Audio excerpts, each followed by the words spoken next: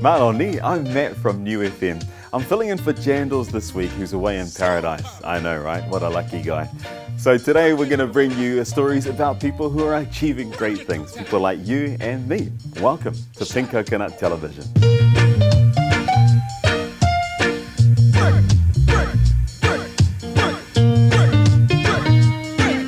And with me on the desk tonight, he's an up-and-coming music producer. He's also a radio DJ. We meet the man behind the name Risky. Now, also, she went to Bali and came back without a trace of drugs on her, and thank goodness for that. She's also one half of our New FM Breakfast Bunch, and social media wouldn't be the same without our very own panel expert. She's also the editor of Pink Coconut. Welcome to our Pink Coconut TV panel tonight, guys. This week we have Tama Owens, we have Anna, and we have Kat. Awesome. All right, so Tama, let's kick it off with yourself, my man. Yeah. So your name, does it have a bit of cultural significance there for you? Yeah, from Māori descent, originally from Rotorua. My father's from Tauranga, my mum's from Vegas, as people know it. Nice. But yeah, where my family come from is from Te Teko, down the line, and yeah, definitely cultural. Awesome, yeah. Awesome. I understand you were raised in Tauranga. It's a beautiful spot. I love Tauranga. Yeah. What was it like growing up as a kid there? It was different. Mainly I was growing up in Auckland, then we moved down when I was about 7, and yeah, it was a Māori kid being thrown into the deep end with all the white kids, yeah. But I'm not singling people out, but I'm just saying, yeah, it was different. But they respected me and they looked after me, and coming from a Christian Catholic background, it was cool. Wicked. And you come from a big family? Very big family. Yep. Yeah. Both sides, yeah. Nice. Excellent. All right, so tell us, you're a musical producer.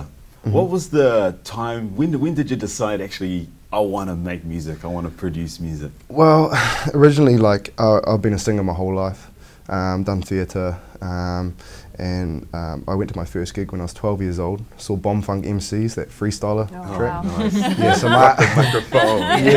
so my auntie took me there when I was about 12 years old. They blew all the speakers in the theatre, wow. And yeah, ever since then I was like, how do they do this stuff? How do they make this music? And then I caught on with a group making hip hop stuff, and then as of 2 years ago, I started making drum and bass. Nice. What is the process behind making music? Well, there's audio engineering, which is the more advanced side. It's a science, it's all mathematics and stuff like that. So yeah, I just YouTubed for 18 months and kind of figured it out myself. And then So is it different to composing? Like as a composer, no, well, or do you just I compose it all. Take sounds from things that you've heard and sort of sample stuff and then put it together? Is it? Well, they you got your program Logic Pro, Ableton, Fruity Loops, Cubase, stuff like that, yeah. And then you've got your plugins which you use a MIDI keyboard to make all your sounds. Oh right, yeah. You put it all together and it's all off a grid, so everything's just alongside the grid, and then you put it all together to make a track. Then you send it off to engineering, they finish it, they polish it, then you send it over to engineering for mastering, and then they give you a final product. Oh. How do you know when you're in that zone that you're onto something good? Yeah, you kind of feel it straight away as you've heard the track. Like if you hear someone singing, you're just like, yeah, I'm going to smash this. I'm going to spend all my time, doing this. But yeah, you know straight away when you're onto something. Yeah. Wow. And tell us about some of the recent work you've done. Ed Waka, I understand you've done some work recently with. Yeah, so I originally I met a guy named Dan Ox from George FM competition, and he said, I kind of know who you are. I was like, oh well, could I remix that track that you've just made with Ed Waka called Clockwork? So I remixed the track, and then after that, Ed Waka heard of me, and we became friends on Facebook, and then we exchanged conversation and just said, hey, I'm keen to work with you. And he came round, did the whole Māori greet and meet, hongi and big kai, beers, it was good. It was a good time. And then that Departure track came out of it, and a few more which I can't really speak of at the moment, but yeah. Before we go on, at the end of the show, we're going to have a world exclusive from Risky. Right now, though, let's have a quick look at the Departure re-edit.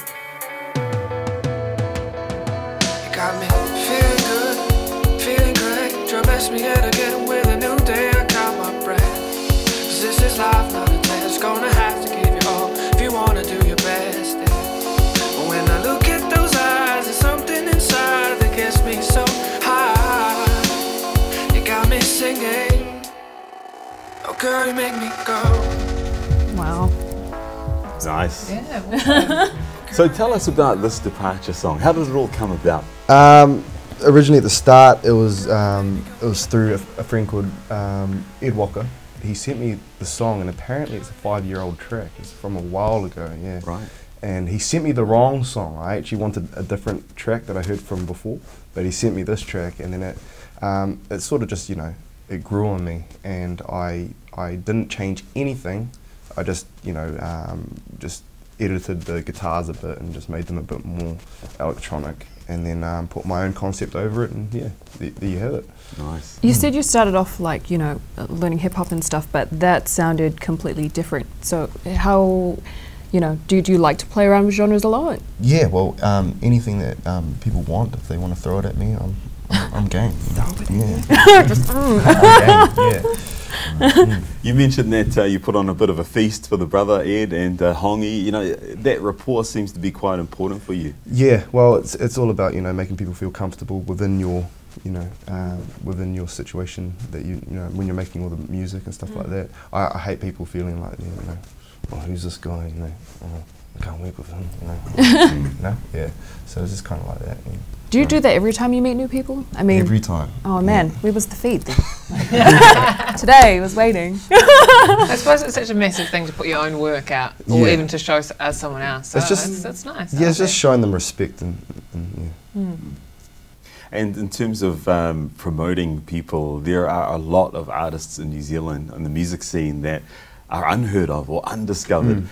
You've got a bit of a goal to help, I guess, promote our artists here in New Zealand? Yeah, well, originally I was a radio host, and I basically put a compilation together for 30 minutes of all New Zealand local music and advertising them, and you know, and getting them out there. You know, because a lot of people don't really know other people, and they're shy, or you know, they don't think their music is good enough and stuff like that. It's like, hey, you know, well, just give it a shot. Anyone can do it, you know. Yeah. It's like, why am I the only person who's trying to do it? I'd rather advertise other people's music rather than myself. I do have to say though, like this is the year where New Zealand music's really like taken off internationally. Yeah. Yeah, yeah. I mean, are you going to head that way as well? Well, you know, it's you know, it's definitely in the pipeline. Yeah. I'm not, you know, I'm not too phased about it. Yeah. Your sound sounds international though, I gotta say. Just saying. Thanks. So in terms of the international scene, there's some, I noticed some stuff on the social media side that you do to promote what you're up to as well. Yeah. I watched a video clip of you bungee jumping to promote one of your recent releases. What's that all about? Well, you know, I just like to take risks, and so I'm heading towards the direction of actually, you know, exposing my music through taking risks. So yeah, it's just a concept, a little gimmick that I've been playing with, and it actually, I'm scared of heights, to be honest. So it's more for me, you know, and get satisfaction out of it, really. Yeah. Girl, you make me go. Artists do anything for their art. What have you got lined up next for the next single? What are you going to do? I guess you're going to have to wait and see. Wow, the risk factor just increased by 5 is awesome. So in terms of upcoming work, I understand that you're about to release some new music as well. Yes. Can you tell us about that? So I've got a couple of tracks. A few of them I cannot speak of just at this time, but So mysterious. but the main track, which is Solar Eclipse, is my main single. I sing over the track, as well as part of the production as well, and that should be released November. Yeah. Wow. So we're just waiting on that. Ladies, he sings as well. Take note. All right, and what's on? What else is on the list of things to get done this year for Risky? I want to do a video clip with every single that I have. Wow. I want to expand my international catalogue with other artists, which I am doing at the moment, which is quite interesting to see who actually has come through. and yeah, it's pretty big stuff at the moment, which is good. And also help other people as well. So any other bands that need revamping, need their band to be structured in an electronic vibe, I'm keen. Anyone, yeah, anyone, everyone. This is all about, you know, it's all about the people, communities, local. Nice. Nice. Tama, you're a young man, obviously a man on a mission. Where do you see yourself in 5 years' time? Probably jumping out of the plane. I wouldn't be surprised if you were one of those first guys to take the flight to the moon, to be honest. You know? Wow, yeah. I'm thinking about it. Yeah. Nice, awesome. Yeah. So we shift from creative risks to the risks of travel. Now, I know you've just returned from 2 weeks in Bali. I have. And have managed to avoid all the risks that you were warned about before you went over. I know, well, it's funny because like when you mention, oh, I'm going to Bali, people aren't like, yeah, that's awesome. Well, some people are, but most people are like, oh my gosh, Anna, don't drink the water, don't shower with your mouth open, don't eat the food off the street. And so it was like, as much as I want to be excited about my holiday, I sort of like turned up there, and the funny thing was we got off the plane and about 5 aircrafts had gone off at the same time. So we had to stand in the customs line for like 2 hours. And because you're in Bali and everyone's like, that caution is in your mind, like you don't want to have a meltdown in the line because, you know, you might just get sort of ninja'd out of the queue and who knows what's going to happen to you. You might come out with no legs. I don't know. Where's my kidney? It was actually completely not like that at all. Okay, it was awesome, and all the locals that we met were just open and friendly and really cheeky. And the first taxi driver we had, he said, "Oh, how long you been in Bali for?" And we're like, "Oh, this is actually our first night. We only just arrived a couple hours ago." And he said, the one piece of advice he gave to us was, "You be good to Bali, Bali be good to you." And I was like, still a little bit apprehensive, being like, oh my God, I better be nice to everyone. No, it was awesome, and such a crazy sort of diverse place. Like parts that have just had so much money pumped into it. You sort of feel like you're in Europe, like Seminyak. And then you go to Ubud, which is where they make all the beautifully handcrafted furniture. And there's the monkey forest there as well. Monkeys that eat lots of bananas, and lots of tourists go there. But then you go to the beach, so you go where all the famous surfers went to, like Uluwatu and Bingan. And that was the sort of Bali, that's the Bali that I wanted to go and see, where it's real chilled, you just hang out with locals, you can sit on the beach and just watch the waves for hours, eat barbecued fish, and drink bintang. And I was like, This is my Bali paradise. So yeah. Really, sounds like really a hippie awesome. holiday, though. What's that? Sounds like a hippie holiday. A hippie holiday. Yeah.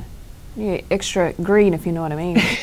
Well, it is kind of hippie out with the surfers. You know what surfers are like? They're all freelance. And there was actually like signs all over the place, spray painted like "respect the locals," and so I think there's sort of an undersurge of like locals and surfers wanting to protect the natural beauty of Bali, whereas Seminyak sort of an example of how it's become quite commercialised. And, a little bit.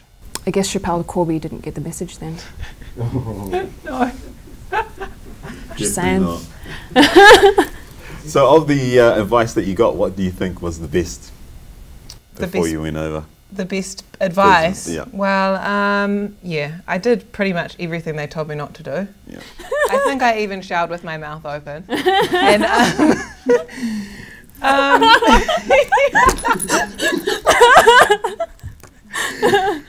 I think the best thing I could learn from Bali, I don't know what good advice I got. I got lots of recommendations to go to good places, but I think definitely getting off the beaten track was, and that's sort of just what I'm into, you know, otherwise there's no point going to Seminyak and being in a flash restaurant and drinking, you know, cocktails. You can sort of do that anywhere. But the one thing that I found so surprising, which I think New Zealand could learn from, is the way that they drive over there. So there's no road markings, there's no sort of, I don't know, there's probably no road rules, but it's just like an organised chaos of cars and millions of scooters. Like, probably, I saw one scooter was filled with the mum and her 3 children on a scooter, just charging down.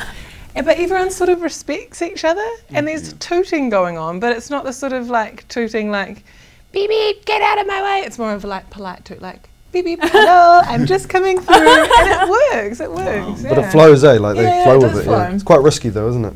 Yeah, I mean, it is risky. Well, all the locals say that if you've never driven a scooter, like especially like in Seminyak and in the main towns, you shouldn't do it because it's the tourists that I think stuff up their organised towns because they just don't quite get it. Do you think that's a reflection of the culture of the people, though, the general respect, and not so much just the traffic? Yeah, I think so. Yeah, everyone's sort of happy, you know, like they're not driven by this, you know, they have to consume everything and have all the electronics. They're just sort of way more content. So they're sort of like, you know, what's the hurry? It's all good. Yeah. We're all here. Let's make it work. So, quick question: did you see any drag queens there? I mean, I bring it up because like drag queens, lady boys. Yeah, but they look more girly than girls. Like. They look amazing. I mean, if I was a guy, I wouldn't be able to tell. I'm not sure. Maybe I did, but yeah, they looked so good. Well, how would you check? Yeah, well, exactly. I didn't get that close. The deep voice, the stubble. Normally, it's not till the end of the night that you get the confirmation. What do you guys call them? Fuffers. Not that I've had personal experience or anything. Okay, very risky stuff. I have to ask some of my boy mates that went over if they come across any looking Balinese lady boys. Tama, you've been to Bali by the sounds of things? No, I've been to Thailand. Oh, it's quite similar. Yeah, it is quite similar. Yeah, it was.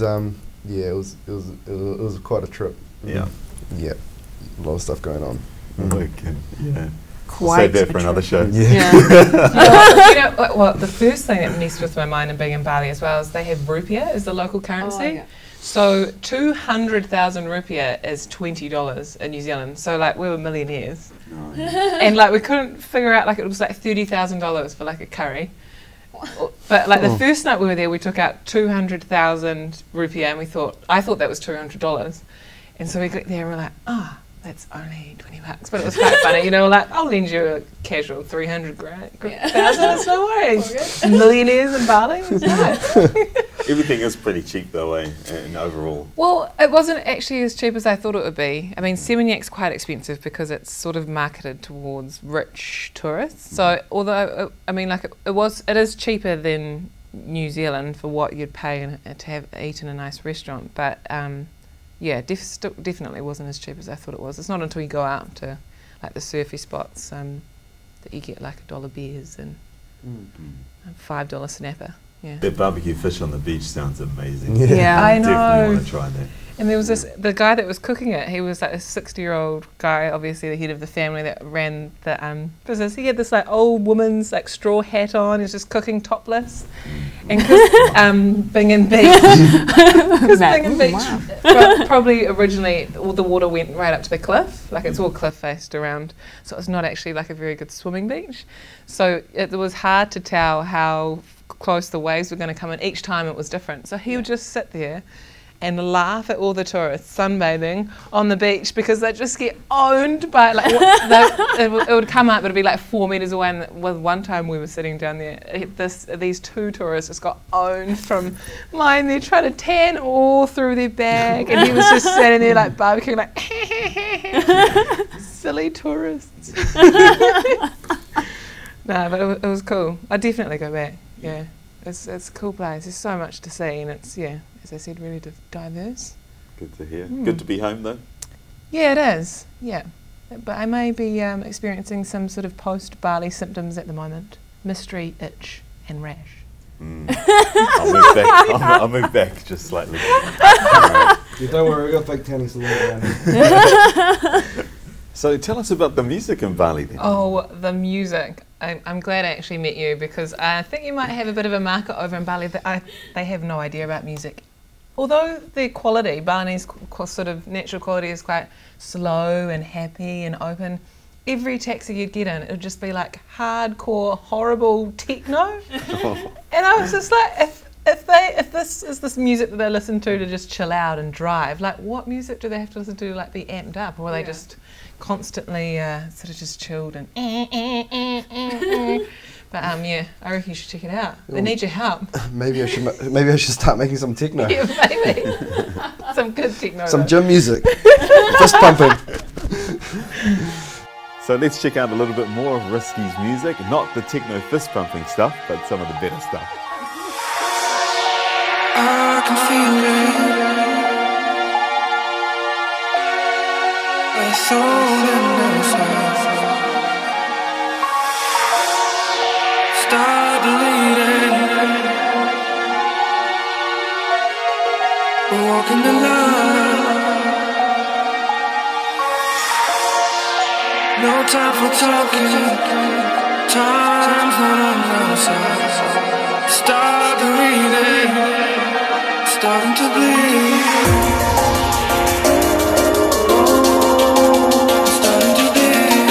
So Tama, I hear you're working on something with Maratike at the moment. Yeah, that's true. Yeah. Can you tell us a bit about that? It's quite interesting. We both met through me working alongside them as artist liaison, cruising around New Zealand over New Year's period last year. So we went up to Northern Base, and we flew down to La-di-da, and we exchanged contacts, and I basically sent him a track. I said, hey, I made this for you. And then as a koha, he sent back some vocals, and it just came together like that, yeah. Oh, awesome. So cool. He's got such an incredible voice. But I highly rate him as one of the he's best top vocalists in New Zealand, yeah, definitely, yeah. Excellent.